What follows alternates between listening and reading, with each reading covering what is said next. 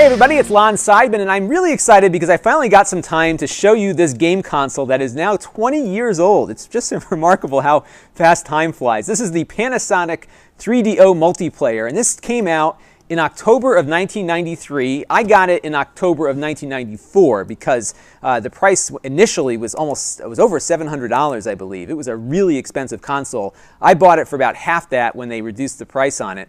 But what this was really the first 32-bit console that had some real horsepower and some real 3D chipsets behind it, because back then, at that point, we had the Sega CD, the Sega Genesis, of course, which that was attached to, and the Super Nintendo, but this was before the Sony PlayStation and the Sega Saturn and all of the 3D accelerated hardware. This was really a high-end machine for its day, and when the price came down, I jumped to pick one up, and I'll show you what it looks like with the software in a minute, but let's take a look at the hardware. The first thing to know, I'm going to boot it up also just so you can see what it looks like here. It is going to make some noise because it has a fan on it, and it was the first game console that actually had a fan, which I thought was really cool to have a game console so powerful that you needed a fan to cool it off.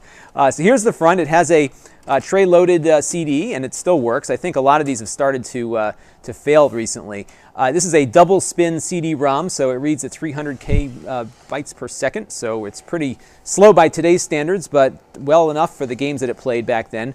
Not much on the side here besides the fan. There is some more air intakes here. It had a lot of options for connecting it to your television. It has S-Video built in, which is how we're going to connect it to our scaler to run through our video system.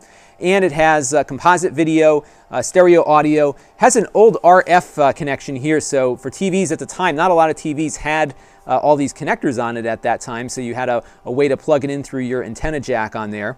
There's an expansion port here, which was never really utilized. I think there was one memory card expansion or something you could get for it. And there was a larger AV expansion on the side here, and I guess they had, I think it's a card, that's a little plug, yeah, it's a little pin out there. They had I think an MPEG movie player in the Japanese market, but not in the United States. There was a rumored M2, like a massive expansion system that they were going to introduce, but they ran out of money and it never came to be. Now, 3DO was a company that designed the hardware, and then they licensed the hardware out to other companies to manufacture them. So this particular model was made by Panasonic. Panasonic made two different versions of this. There was this expensive one and a less expensive one that was a top loader. Gold Star, which is now LG, and Sanyo also came out with these things, and there was a kit from Creative Labs who made the Sound Blaster to run them on your PC. So that is what that looked like. And when you booted it up here, this is now the attraction screen. There's no game in the system right now, so it just runs through a little demo of its amazing horsepower, so you can see what it's doing here. It's doing a lot of scaling and showing off its color capabilities. And this doesn't look like much now, but back in the day, it was pretty significant. So we're going to load up a game in a second here. I've got this game from Electronic Arts, Road Rash, which you might be familiar with. These are the boxes that it came in, so you can see what it looks like here. And it had a music sampler CD in there and then an advertisement for another game there. So we're going to take out, I've been storing the games in this box for the last 20 years, so we're going to take out Road Rash and pop it in there. So you just eject the CD and we'll stick it in there. It takes a while to boot, so if it takes a little bit longer than I'd like, I will go ahead and do a little fast forward here. But as you can see, it takes a minute to read the disc. This disc is a little scratched up, so hopefully it has survived the test of time. And while that's booting, I'm going to switch back to my other camera here and show you the controller. And this is it. It has 3 buttons on board, 2 trigger switches on the top, and it has a daisy chain port to it because there's only 1 controller port on the system. But what you did if you wanted to add more controllers, you just keep plugging them into each other, and you could have up to 8 connected that way. The headphone jack was on the bottom of this as well, so you could put stereo music through the system that way. I used to put some tape on it because I'd always get shocked whenever I touched it. So I was always taping that down to prevent that from happening. So our game is loaded here, and the color is off in this video just because that's how they shot it. But it's playing some music from Soundgarden, I believe, right now. And the video quality on the system was really the best in the business at the time it came out. It certainly was bested by the PlayStation and the Saturn when those more powerful systems came out, but at the time this was really remarkable for a game console and something that a lot of folks were really impressed with. So I will skip through this screen here and I'll show you what the graphics look like. This game was what sold me on the console. They had this running at the Babbage's at the mall, which is like the software store at the time. and I was really impressed with that. It also supported Dolby Surround, so if you had one of those Dolby home theater systems back then, which are still around now. Now it's Dolby Digital and DTS, but Dolby Surround worked, and it was really cool to have like your home theater going and being able to hear things out of all the different speakers, and that was also a first because none of the other systems at the time supported that.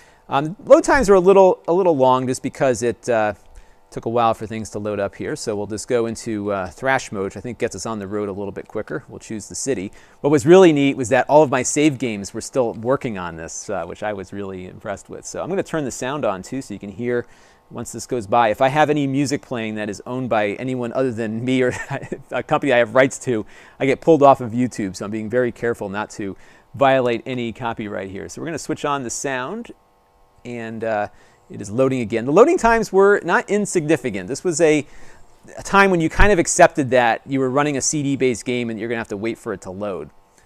So we will allow this thing to boot up. So now here we are. Now these graphics don't look like much these days, and I even forgot how to play this game. They just don't look like much these days, but back then this was a really remarkable game console, and it was a very impressive way to play a video game at home, because really up until then this kind of 3D graphics was not available on a home console. There was certainly attempts at it, but you know, through cheats and other things, but this was really a legit 3D accelerated home video gaming experience. So that was where that came in. So and we just got fell off our bike there. So it's a little hard to play because I'm running through a scaler and there's a bit of a delay in getting things up and running, but you get a sense of what the graphics were. And at the time in 1994, when you saw this playing on a software store display, it was really impressive to see. So we're going to boot up a couple of other games that I felt define the system now as well. We're going to go next to FIFA Soccer. Now 3DO had a really good and tight relationship with Electronic Arts because its founder, Trip Hawkins, left the company to start 3DO. So there was a lot of relationships that were established there. And this is FIFA International Soccer, and you can still buy the FIFA games today. This one will not look as impressive. However, at the time, my college roommates and I were just like totally in awe of this game just because it had so much flexibility in how you can play the game and how you can see it. So we're going to skip through some of this stuff here. It takes a while to get into these games too because there are, again, a lot of loading times that you have to contend with. So we'll get through the little opening screens. And a lot of times with these games too, they were trying to show off all their video rendering capabilities. So you had to sit through all these video cutscenes and bang your head against the wall until things loaded up. So here we have to go through a little flyover of the stadium just because they can do it. This was pre-rendered, by the way, so this was not this particular screen here is not the system, but because the video quality of the video playback was so good, they could get away with running these clips pre-rendered. So we're going to go and do an exhibition match here, and we'll just kind of go through as quickly as we can. And one thing you'll notice this game lacks is an announcer. So although it had some horsepower, they didn't really work in the play-by-play. So you've got a really kind of a raw soccer experience to it. And now by today's standards, this doesn't look like much. The frame rate isn't so great. The graphics aren't all that sharp, but what I found to be really remarkable about this game, beyond the sound, was the fact that you could use different camera views. So you had you know, a television kind of camera, you had a sideline cam, you had some funny ones too, like you could even play at the ball level, so we can go back and start the game here where the camera just kind of follows the ball around, which works pretty good. There was another one I think that maybe zoomed in a little bit closer, but you could just pause the game, go back and change your camera views. You can do an over-the-shoulder thing. I always liked doing the telecam one just because it was a neat way to see a lot of the field.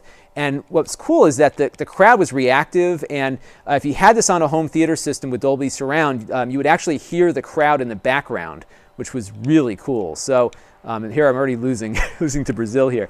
But it was a really, you know, just remarkable 3D sports game for the time. Now, another thing the 3DO had were these demo discs, and I got a ton of these. Some of them came in the mail. Sometimes if you were at the game store, you would see them up on the front counter and they'd let you take one. And it was awesome because there really hadn't been a way to demo games on a console before. You could have downloaded them at the time for your PC or Mac, but it took forever to download anything back then. So it was neat to be able to get these discs in the mail and just kind of play away with them. And so this was what these look like, and they had a little layout as to what was in there and a little thing there. So we'll pop this in and see what's on this one. I haven't played this in a while. All right, here we are at the main menu of the demo disc, and most of these games were playable, which was really cool. You could really spend an afternoon sampling all the free stuff you just got. So we'll just load up Captain Quasar here. You can just see kind of some of its sprite-based graphics. There were some, a lot of 3D attempts, but the 3D games were kind of lacking. As you saw in Road Rash, 3D was okay, but certainly not okay by 2013 standards. But it did a lot better on games like this, which were more sprite and more art-based. And as you can see, the frame rate was really decent. This was something pretty special, I think, back in the day. Maybe not this game in particular, but a few of the sprite-based games they had were pretty nice. And you can see you got destructible walls and all sorts of neat stuff there. So that is Captain Quasar on the demo disc, and we're going to take a look next at Gex, which was another platformer. So here we are playing Gex, and this is a 2D platformer, and this was 3DO and Crystal Dynamics' attempt to create a character that people could associate with on the console. Sonic had the Genesis, and Mario had Nintendo, and I think they were looking for something that they could use to really push console sales. So this was a game that came out kind of later in the 3DO's life, but the graphics I thought were pretty good, especially when you compared it to what 16-bit options were available. This later came out on the PlayStation. I think there was a couple of different versions of it. The controls are okay. They're a little jumpy, so not as clean as they might have been on some of the more experienced console makers, but still playable, and it still looked pretty good. Now this next game is called Twisted, and this is a game show game where it's kind of a party game where you and a bunch of friends can pick one of these full motion video characters and guide them through a big game board playing mini games. And what really impressed me about it was the fact that the video quality was so good for the time. Again, comparing it to 1994 against other systems, including the PC, I just didn't see video this good and this smooth coming out of anything electronic at that point beyond the VCR that was analog tape. And this was really quite an accomplishment in my mind for the time.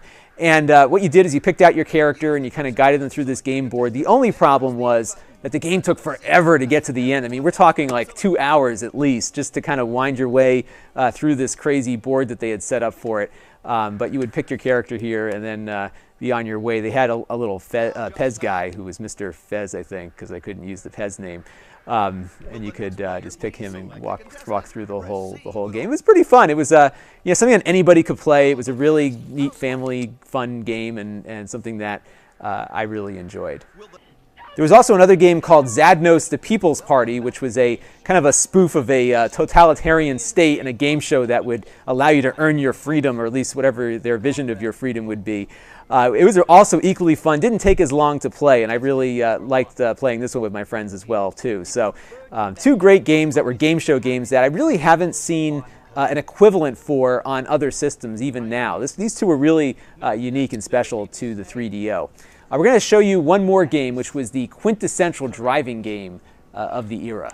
Now this next game needs no introduction. This is the original Need for Speed, and if you've been playing racing games for any length of time, you're probably aware of that. And this was, I think, the first version ever was on the 3DO. And you had this annoying guy, because every game had to have some video element in there. You had this annoying guy who was going to taunt you the entire time you're playing the game. So if you got beat by him, he would taunt you, and if you beat him, he would taunt you as well. So you had to sit through that. But here is some of the options. You could pick your car, and then you could get on the road. And I think this is probably by far the best 3D game on the platform. It was really exceptionally well done. The driving was relatively realistic. I mean, as realistic as you could be on a system of this era.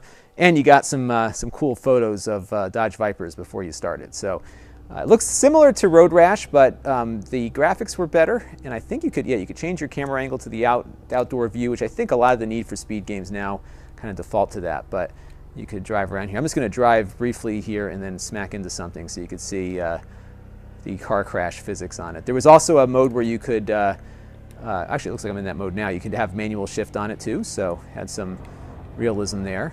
And of course the frame rate is what it is. We are presumably going over almost 100 miles an hour right now. It doesn't look like it, but at the time it really felt like we were going that fast. One of the cars could hit 200, which I was always eager to try to get the car. I think it was like one of the Lamborghinis or something that would do 200. And let's see if we can get a good crash going here. One of the things that would happen would be when you crashed, it would just, the physics were good for the, again, for the time. I keep using that as a disclaimer. but the physics were actually decent, and the car would, kind of flip over and do some neat stuff there. So we'll see if we can get to be able to hit something here. I'm running with a bit of a delay. I'm on a scaler, which allows this to be projected in real time on my video system here.